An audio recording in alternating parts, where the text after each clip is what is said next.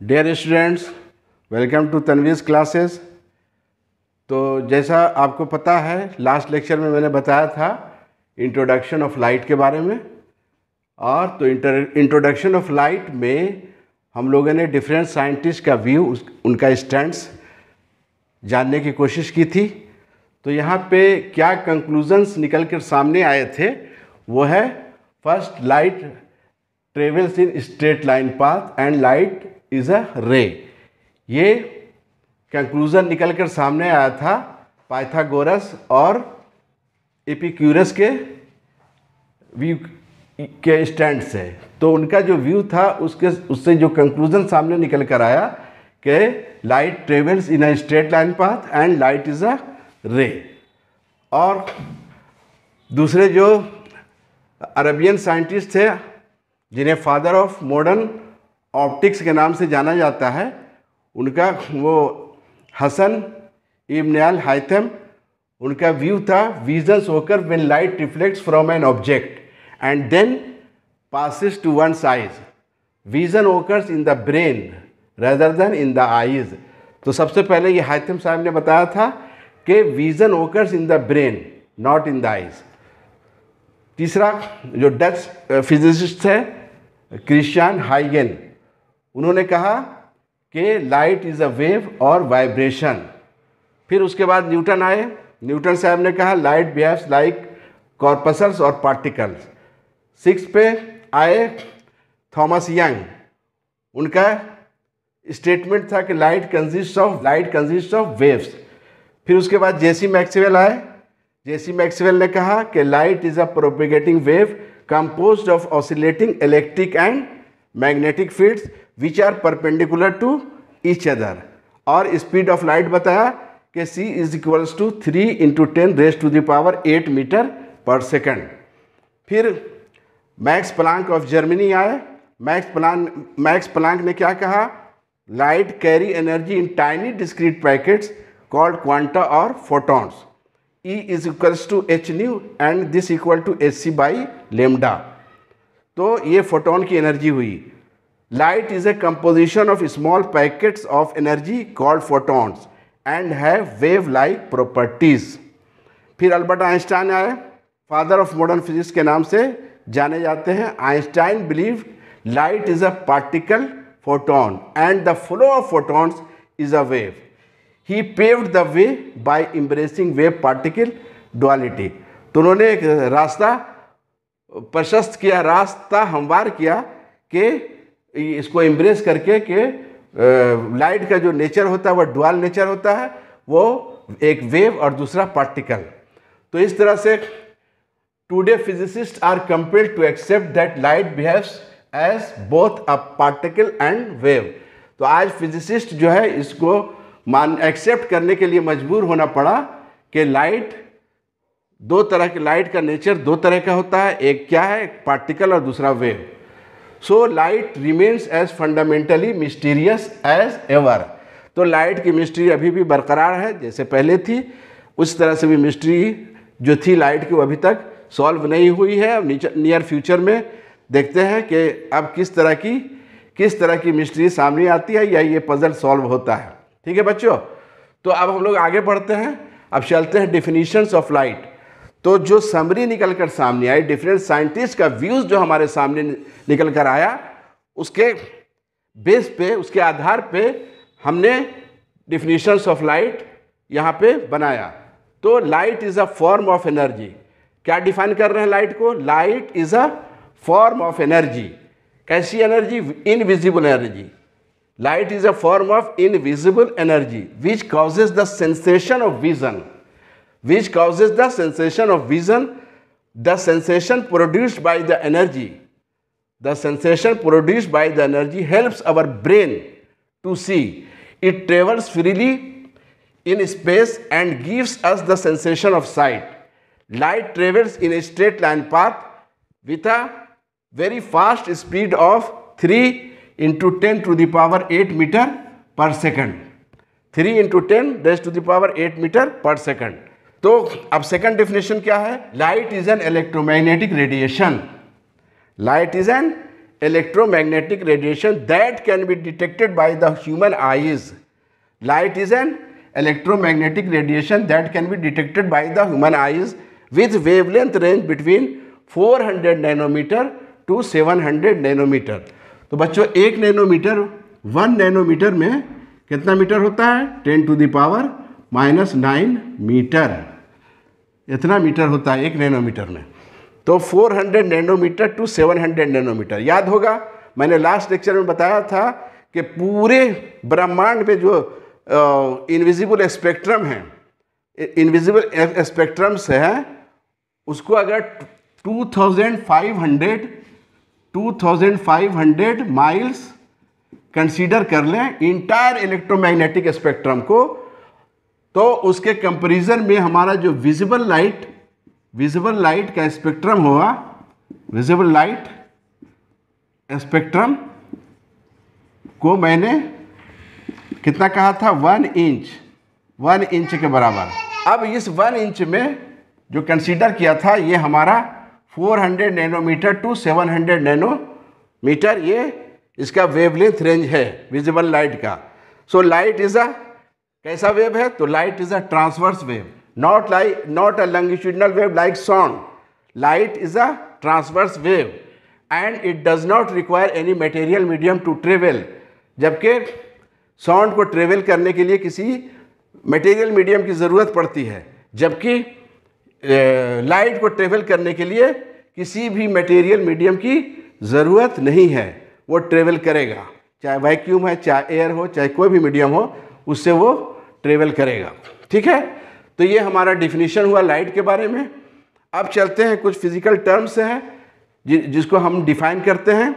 Let's know some physical terms which is important to know for study of light. First beam of light. Beam of light. What is beam of light? What is beam of light? It is a large number. It is a collection of large number. It is a collection of a large number of rays. Large number of, it is a collection of a large number of rays. ये parallel raise है, parallel raise है ये, ठीक है, ये parallel raise है। अब ये हमारा बहुत सारा रे मिलकर के एक बीम की शक्ल इख्तियार करता है, उसको हम कहते हैं बीम ऑफ लाइट।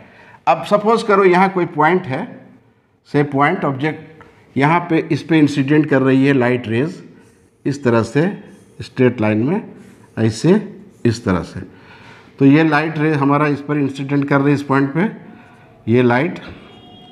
एक तो कंडीशन ये हो सकता है, तो ये सारा रे मिल करके कहेंगे ये हमारा बीम ऑफ लाइट है, बीम ऑफ, ये इसी को हम लोग कहते हैं बीम। और ऐसा भी कंडीशन हो सकता है कि ये कोई पॉइंट है, यहाँ से लाइट अब डाइवर्ज कर रही है ऐसे, इस तरह से, यहाँ से ऐसे, ये, तो ये इसको भी हम लोग कहेंगे बीम, बीम ऑफ लाइट। ये सब बीम है, ये सब हमारा बीम है, बीम ऑफ लाइट। तो ठीक है बच्चों, ये हमारा हुआ बीम ऑफ लाइट। अब हम लोग चलते हैं, what is luminous body. Luminous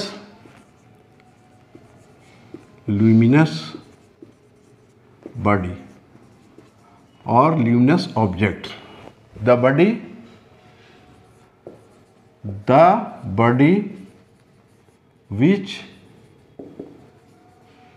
which emits light of its own, light of its own. The body which emits light of its own is called luminous body. तो वैसी बॉडी जिसकी अपनी light हो, वो वैसी बॉडी जिसकी अपनी लाइट हो, वहाँ से लाइट इमिट कर रही है, तो उसको हम लोग कहेंगे ल्यूमिनस बॉडी। फॉर एग्जाम्पल लेते हैं natural body, natural luminous body. Natural में क्या क्या आ जाएगा? नेचुरल बॉडी, ठीक है, सन, स्टार्स एटसेट्रा, गैलेक्सीज वगैरह, ये हमारा नेचुरल बॉडी है, ठीक है। अब इसमें आर्टिफिशियल बॉडी लेते हैं, ल्यूमिनस बॉडी में आर्टिफिशियल बॉडी। तो बच्चों आर्टिफिशियल बॉडी क्या होगा? Bulb, fluorescent tube, recent tube and burning candle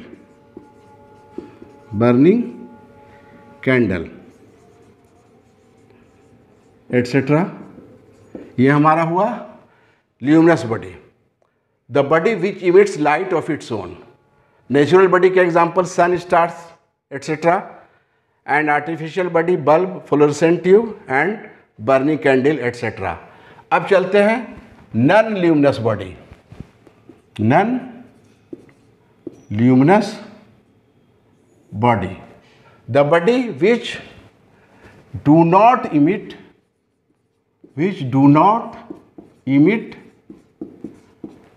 light of its own। वैसी बॉडी जिसकी अपनी लाइट ना हो, उसको हम लोग कहेंगे नॉन ल्यूमिनस बॉडी। तो अब हम लोग देखते हैं नॉन ल्यूमिनस बॉडी में नेचुरल क्या है। नेचुरल बॉडी क्या है? Planets, for example earth, moon etcetera. ये हमारा नेचुरल बॉडी है। And artificial body,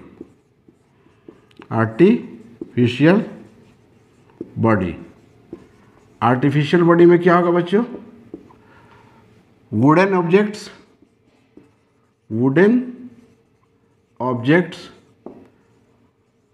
such as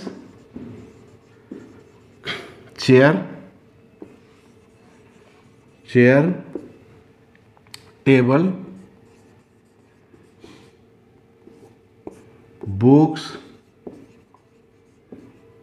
book, brick, eat,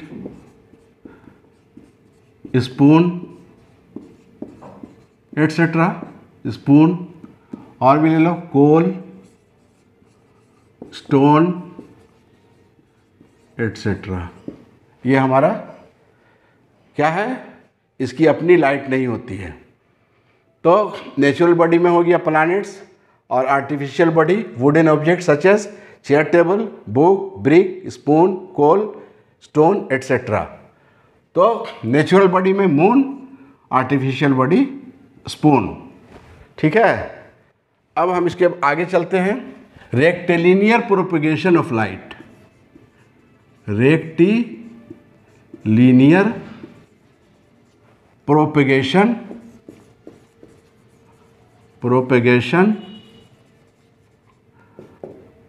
of light,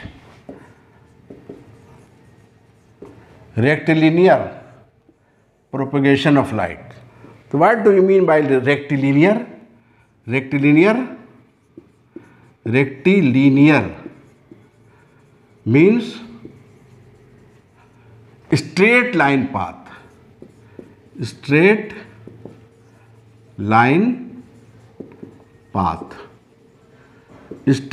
line path को हम लोग कहते हैं रेक्टिलिनियर। तो light travels in a straight line path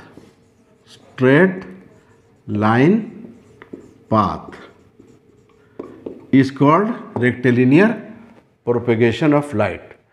light जब स्ट्रेट लाइन पाथ में ट्रेवल करती है तो उसको हम लोग कहते हैं स्ट्रेट लाइन पाथ। अब देखते हैं, when light travels in straight line path,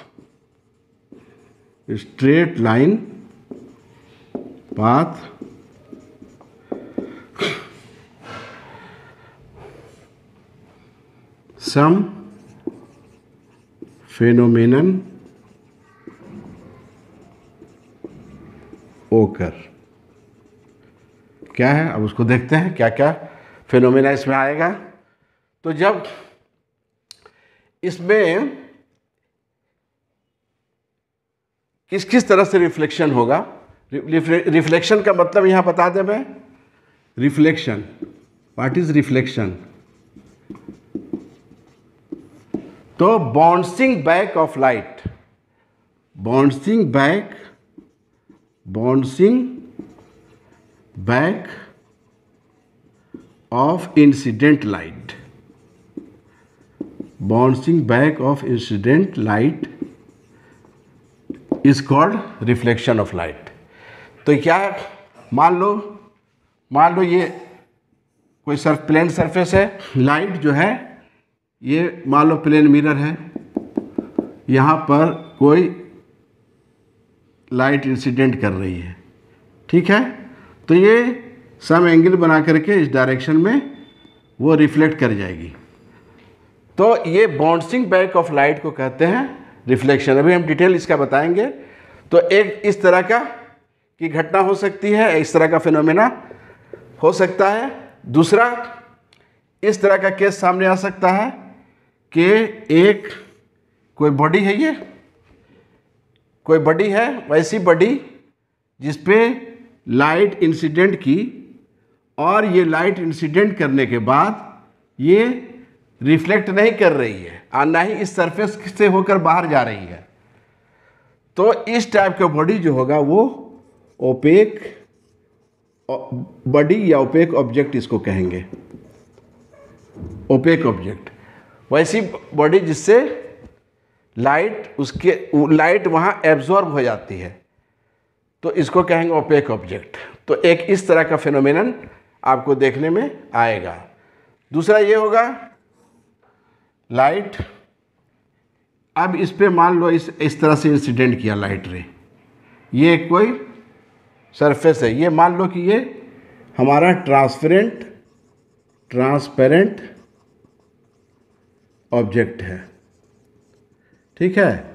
तो ट्रांसपेरेंट ऑब्जेक्ट है, तो यहाँ से जब लाइट इस पे इंसिडेंट करेगी, से एक क्लीन ग्लास है, तो यहाँ से जब लाइट इंसिडेंट करेगी तो इसके पार चली जाएगी, ठीक है। तो इसको हम लोग कहेंगे ट्रांसपेरेंट ऑब्जेक्ट। वैसे सबको मैं डिफाइन करा दूंगा। तीसरा तरह का केस ये होगा, एक है ट्रांसलूसेंट ऑब्जेक्ट। ट्रांसलूसेंट ऑब्जेक्ट, जब इससे लाइट इस पे इंसिडेंट करेगी तो इसकी लाइट की जो इंटेंसिटी है वो कम हो जाएगी, कम लाइट पास करेगा, कम लाइट इससे पास करेगा। तो इसको हम लोग कहेंगे, जब लाइट की इंटेंसिटी कम हो जाएगी, कम लाइट पास करेगी, तो इसको हम इस तरह के केस को हम लोग कहेंगे ट्रांसलूसेंट ऑब्जेक्ट। तो ये तीन तरह का केस आपके सामने आएगा, जो भी है उस। चलिए अब हम लोग इसको डिफाइन कर लेते हैं।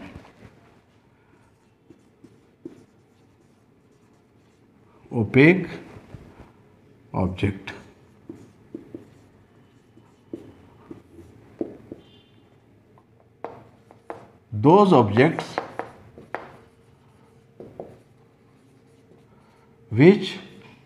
those objects or materials which do not allow light to pass through them through them, and we cannot see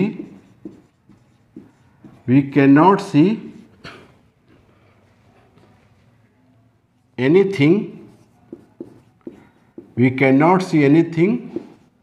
through them. तो इस तरह के बॉडी को, इस तरह के ऑब्जेक्ट को हम लोग कहेंगे ओपेक ऑब्जेक्ट और ओपेक बॉडीज. तो फॉर एग्जाम्पल आप जान ही रहे हैं. Number 1 chair, table, book, coal, brick, etcetera.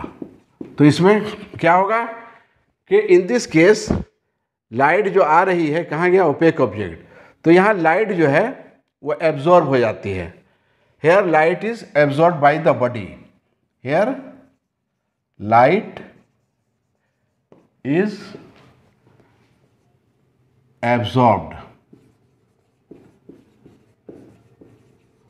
Bye the body. तो इसको हम लोग कहेंगे those objects or materials which do not allow light to pass through them and we cannot see anything through them. Here light is absorbed by the body. So अब इसके बाद हम लोग आते हैं ट्रांसपेरेंट ऑब्जेक्ट. ट्रांसपेरेंट ऑब्जेक्ट क्या है? Transparent object ये वाला case. The objects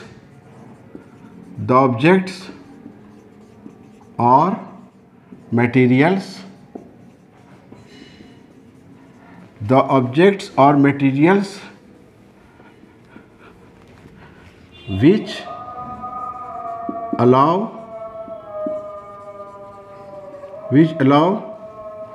light to pass through them and we can see clearly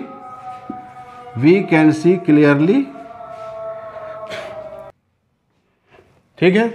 तो ट्रांसपेरेंट ऑब्जेक्ट, द ऑब्जेक्ट्स और materials which allow light to pass through them and we can not see clearly, we can see clearly through them. तो इस तरह के object को कहते हैं transparent object. तो ट्रांसपेरेंट ऑब्जेक्ट में जब मान लो ये कोई सरफेस है, या कोई बॉडी है, ट्रांसपेरेंट ऑब्जेक्ट है, यहाँ पे मान लो ए बी हमारा ट्रांसपेरेंट ऑब्जेक्ट है.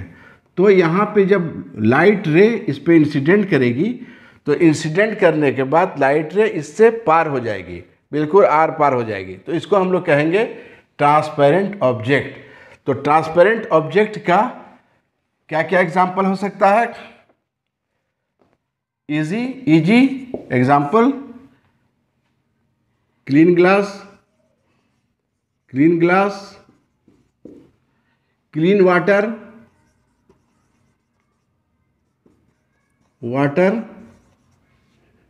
Clean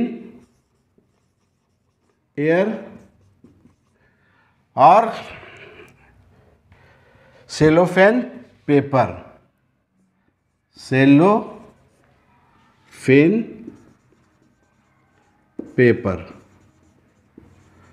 Cellophane paper, a thin sheet of paper which is quite transparent is called cellophane paper. तो एटसेट्रा ये सब आपका ट्रांसपेरेंट ऑब्जेक्ट का एग्जाम्पल्स है. थर्ड एक टर्म है translucent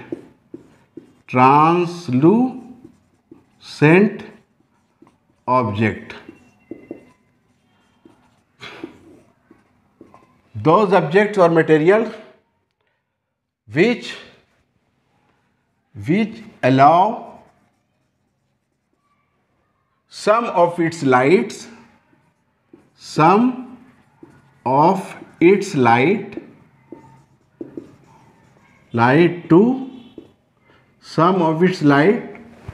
to pass through them, to those objects or materials which allow some of its light to pass through them, and we cannot see clearly. We cannot see clearly through them. Is called translucent objects. तो यहाँ पे क्या होती है, light जब यहाँ पे translucent object से लाइट की रे जब इस पर इंसिडेंट करती है, लाइट जब इंसिडेंट करती है तो इसकी इंटेंसिटी डिम हो जाती है। तो कुछ लाइट पास करती है और कुछ ही लाइट इससे होकर के पास करती है। तो ऐसे केस को हम लोग कहते हैं ट्रांसलूसेंट ऑब्जेक्ट। और इसका एग्जाम्पल है, ट्रांसलूसेंट ऑब्जेक्ट का एग्जाम्पल, बेस्ट एग्जाम्पल ऑयल, तेल, टिश्यू पेपर,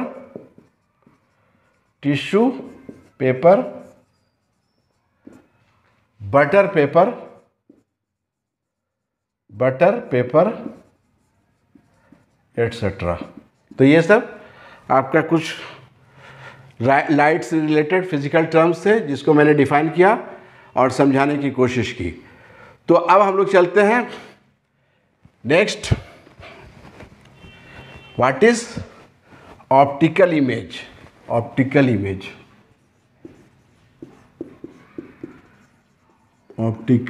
इमेज, ठीक है बच्चों। What is optical image?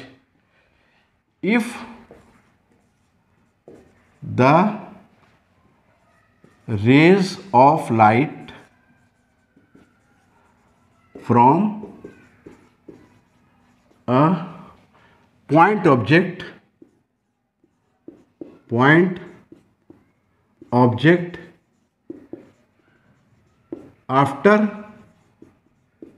after reflection or refraction,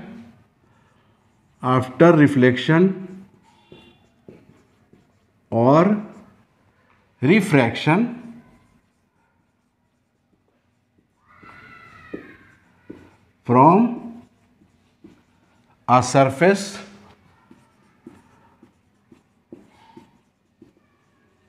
actual meet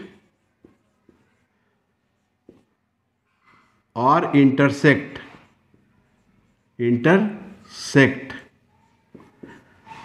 or appear to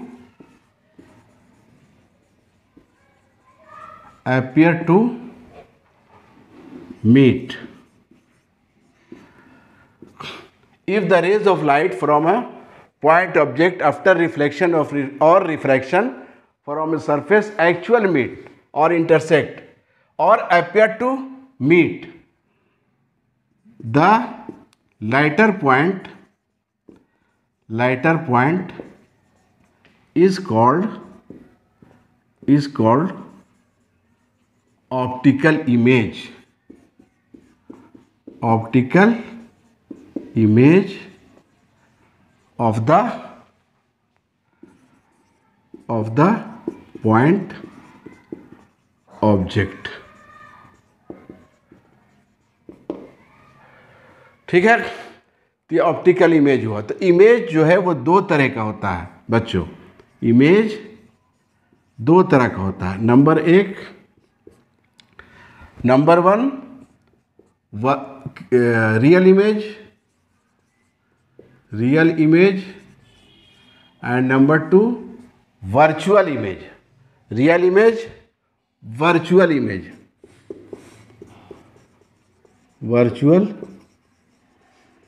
image. तो if the rays of light from a point object after reflection or refraction from a surface actual meet or intersect, actual meet, जब कोई ray of light from किसी point object से reflection या refraction के बाद वो actual में meet कर जाती है। इस तरह से कोई रे ऑफ लाइट इस तरह से मीट करती है, रे ऑफ लाइट यहाँ क्रॉस करती है, इंटरसेक्ट करती है, यहाँ पे मीट करती है, तो इस तरह के पॉइंट को हम कहेंगे, इस तरह का इमेज जो फॉर्मेशन होगा उसको हम बताएंगे अभी डिटेल में। तो उसके बाद इस तरह का जो क्रॉस यहाँ पे होता है, इंटरसेक्ट करता है, यहाँ पे मीट करती है दो रे ऑफ लाइट, तो इसको हम लोग कहेंगे रियल इमेज, रियल इमेज। और दूसरा ये है कि if the rays of light from a point object after reflection और refraction from a surface appear to meet, इस तरह के इमेज जो बनेगा virtual image, behind the mirror बनेगा, बियॉन्ड द मिरर बनेगा, इस तरह की इमेज को हम कहेंगे वर्चुअल इमेज। तो ये हमारा बच्चों इमेज के डिफिनेशन हुआ, optical image, real image and virtual image. अब हम लोग चलते हैं, आगे बढ़ते हैं कि what is reflection. Reflection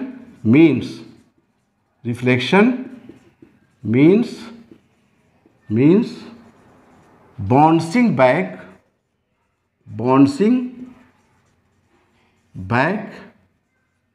of incident light,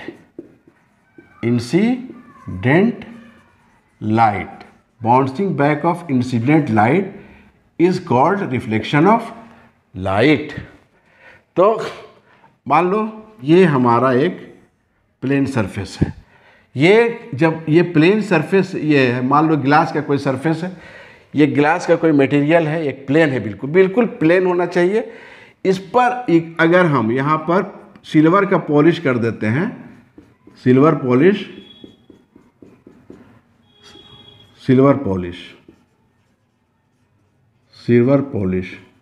और ये परफेक्टली स्मूथ सरफेस होगा, परफेक्टली स्मूथ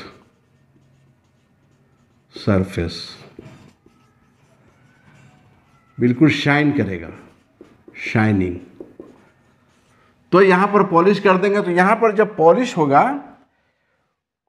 तो ये जो पोर्शन है ये कहलाएगा, ये पॉलिश हो गया सिल्वर का, ये हो जाएगा आपका ओपेक सरफेस। इधर से कुछ भी आपको दिखाई नहीं देगा।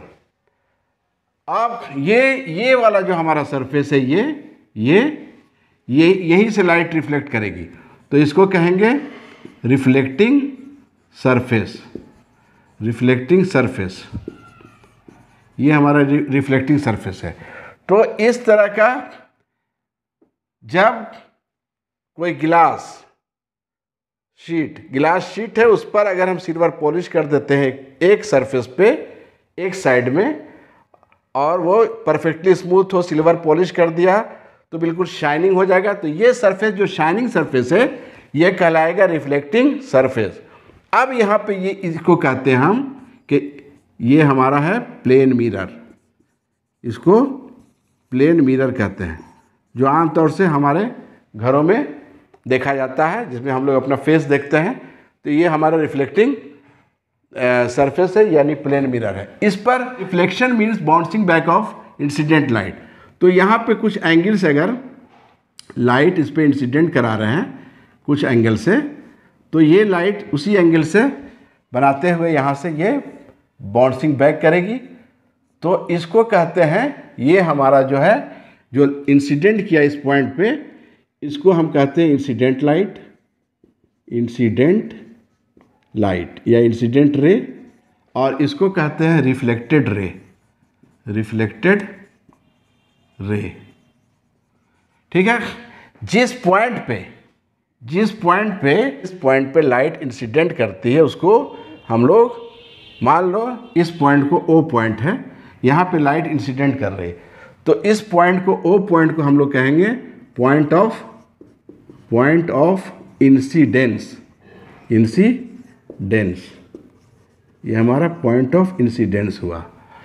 अब यहाँ पर इन दोनों के बीच में एक इमेजिनरी लाइन ड्रॉ करते हैं, imaginary line perpendicular to this point. तो यहाँ ये जो हमारा इमेजिनरी लाइन है, इसको हम लोग कहते हैं नॉर्मल। तो normal is nothing but it is an imaginary line.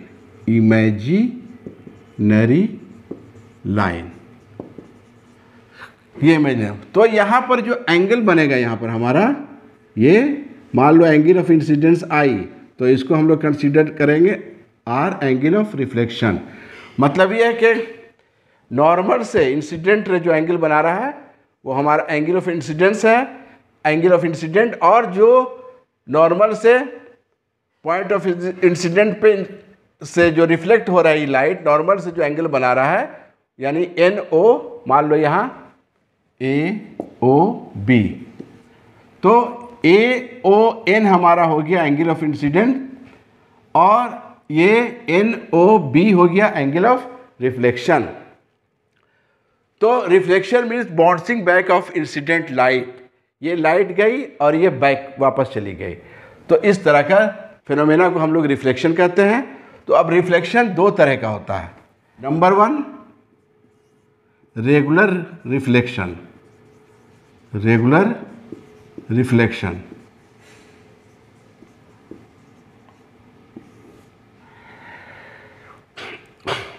If the rays of light, या ऐसा कर दो, if the reflected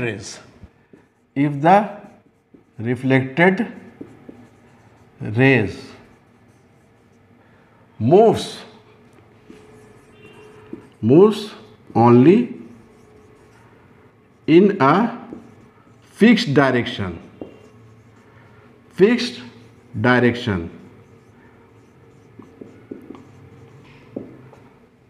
if in this case the reflected rays moves only in a fixed direction, तो इस तरह का जब फिनोमेना होगा तो उसको हम लोग कहेंगे कि ये रिफ्लेक्शन जो है वो रेगुलर रिफ्लेक्शन है।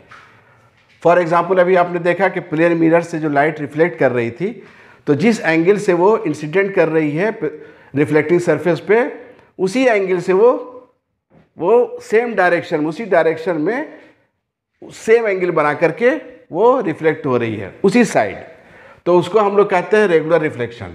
लेकिन मान लो कि इस तरह का केस है, एक फॉर एग्जांपल ये हमारा प्लेन मिरर है, इस पे मान लो ये हमारा लाइट इस तरह से इंसिडेंट की, इसी के पैरेलल यहाँ लाइट इंसिडेंट की, इसी का पैरेलल लाइट यहाँ इंसिडेंट की, ठीक है। तो ये हमारा इंसिडेंट रे इंसिडेंट किया।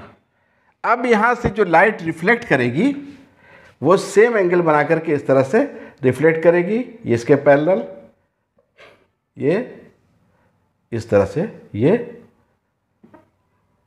रिफ्लेक्ट करेगी, माने इसका पैरेलल, और सब पैरेलल रहेगा और सब सेम एंगल पर रहेगा। जिस एंगल पे इंसिडेंट कर रही है उसी एंगल से ये रिफ्लेक्ट करेगी। तो इस तरह का केस को ये इंसिडेंट रे है, ये रिफ्लेक्टेड रे है, तो ये केस कहलाएगा रेगुलर रिफ्लेक्शन। लेकिन दूसरा केस जो है irregular reflection, second irregular reflection, इसको हम लोग डिफ्यूज रिफ्लेक्शन के नाम से भी जानते हैं, और डिफ्यूज रिफ्लेक्शन।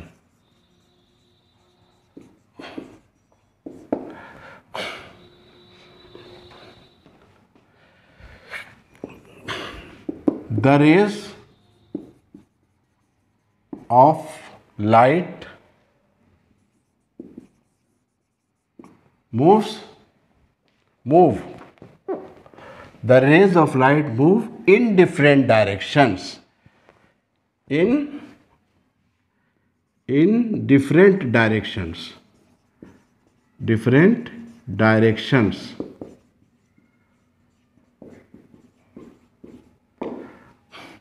ऐसे केस में इर्रेगुलर रिफ्लेक्शन में इंसिडेंट रे और रिफ्लेक्टेड रे, देखिए किस तरह से उसमें एंगल पैरेलल नहीं होगा। मान लो कि ये हमारा इर्रेगुलर सरफेस है, तो रेगुलर रिफ्लेक्शन में जो सरफेस हमारा हुआ वो प्लेन मिरर आपका बेस्ट एग्जांपल है। सरफेस कैसा होना चाहिए? बिल्कुल स्मूथ, परफेक्टली स्मूथ होना चाहिए और बेहतरीन पॉलिश होना चाहिए उसमें सिल्वर का, और बिल्कुल शाइनिंग सरफेस होना चाहिए। रिफ्लेक्टिव सरफेस जो हमारा होगा बच्चों वो बिल्कुल शाइनिंग होगा। यहाँ पे वैसी बात नहीं है। ये मान लेते हैं ये हमारा कोई सरफेस है, ठीक है, सरफेस इस तरह का, इस तरह का कोई सरफेस है, ठीक है। मान लो कि लाइट यहाँ इंसिडेंट कर रही है, ये रिफ्लेक्ट की, ठीक है, इंसिडेंट करने के बाद इधर रिफ्लेक्ट की, फिर दूसरी लाइट आ रही है ऐसे, तो ये इस तरह से रिफ्लेक्ट कर रही है, ठीक है। तीसरी रे ऑफ लाइट है, ये यहाँ इंसिडेंट कर रही है, तो ये ऐसे ही भाग रही है, ठीक है। फिर उसी तरह से हम ले रहे हैं चौथी लाइट, यहाँ इंसिडेंट करा रहे हैं, तो ये इस तरह का एंगल बना के जाए, मतलब डिफरेंट एंगल पे, और ये एक दूसरे के पैरेलल नहीं होगा। तो ये हमारा जो सरफेस है, जैसे मान लो कि ये वुडन है, वुड है, कोल, तो ये आपका इरेगुलर रिफ्लेक्शन हुआ। अब चलते हैं हम लोग laws of reflection.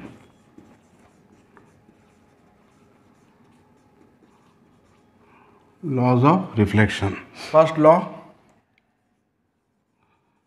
Law 1, the angle of incident, the angle of incident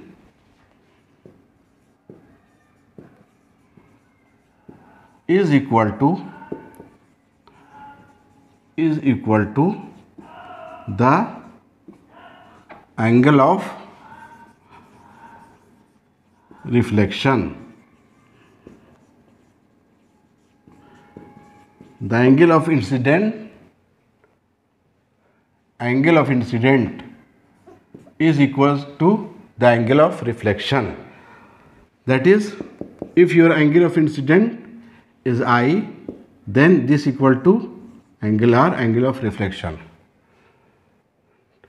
Angle of incidence is equal to the angle of reflection. Second law, law 2. The incident ray, the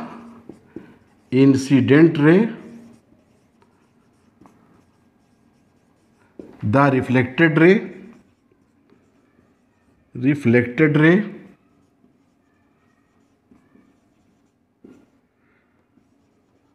and the normal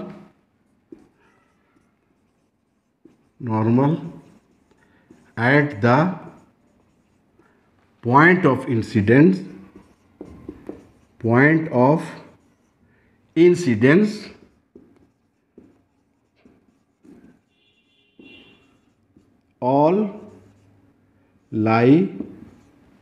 all lie in the same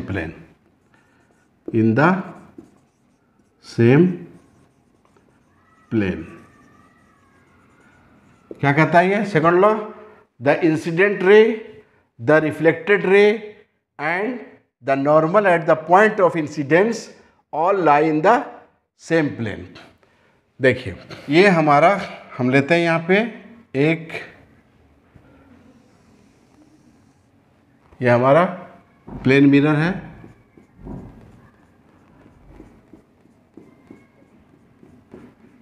ये silver polish को इस तरह से हम लोग show करेंगे। मान लो ये हमारा एम एन, ये एक प्लेन मिरर है, प्लेन मिरर। क्या बच्चों, ये हमारा एक प्लेन मिरर है। यहाँ पर लाइट रे इंसिडेंट कर रही है, ठीक है। इस पॉइंट पे मान लो ये हमारा ए है, ये पॉइंट हमारा ओ है, ठीक है, पॉइंट ऑफ इंसिडेंट। तो इस पॉइंट पे इंसिडेंट करने के बाद ये लाइट यहाँ से ऐसे रिफ्लेक्ट हो रही है, ठीक है।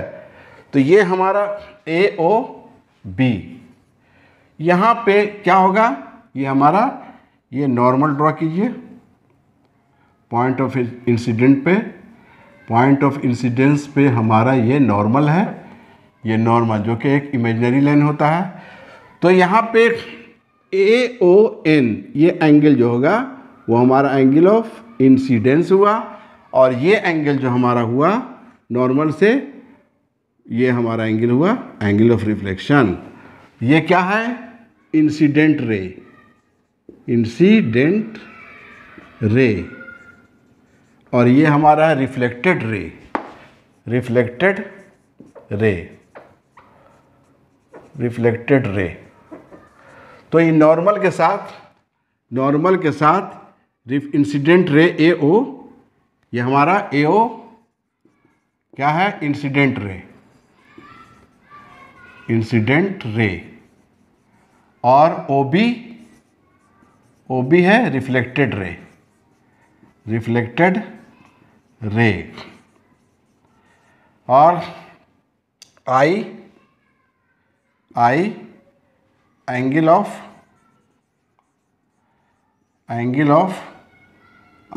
इंसिडेंस, एंगल ऑफ इंसिडेंस, और angle of reflection, and in normal. तो क्या था second law, the incident ray, the reflected ray and the normal at the point of incidence lie in the same plane. तो यहाँ पे देखिए सब same plane में है। तो यहाँ पे आपका एंगल ये AON, angle AON, angle AON is equal to angle NOB, angle NOB, ठीक है। तो एंगल AON हमारा क्या है, एंगल ऑफ इंसिडेंस, और this equal to angle of reflection R। तो यही फर्स्ट लॉ है कि angle of incident is equal to angle of reflection.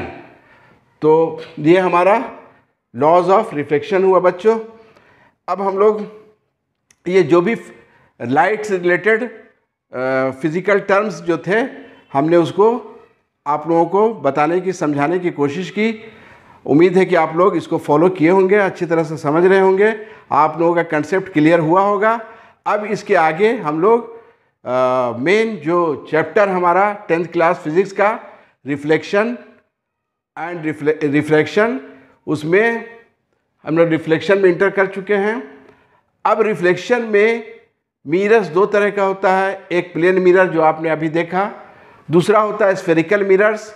तो स्फेरिकल मिरर्स में दो तरह का मिरर होता है, एक कॉनकेव मिरर होता है और दूसरा कॉन्वेक्स मिरर होता है। तो हम लोग उसको डिटेल्स में जो सिलेबस है समझने की कोशिश करेंगे और उसको हम लोग कंप्लीट करने की कोशिश करेंगे। ठीक है, okay, see you in next lecture, next video, okay.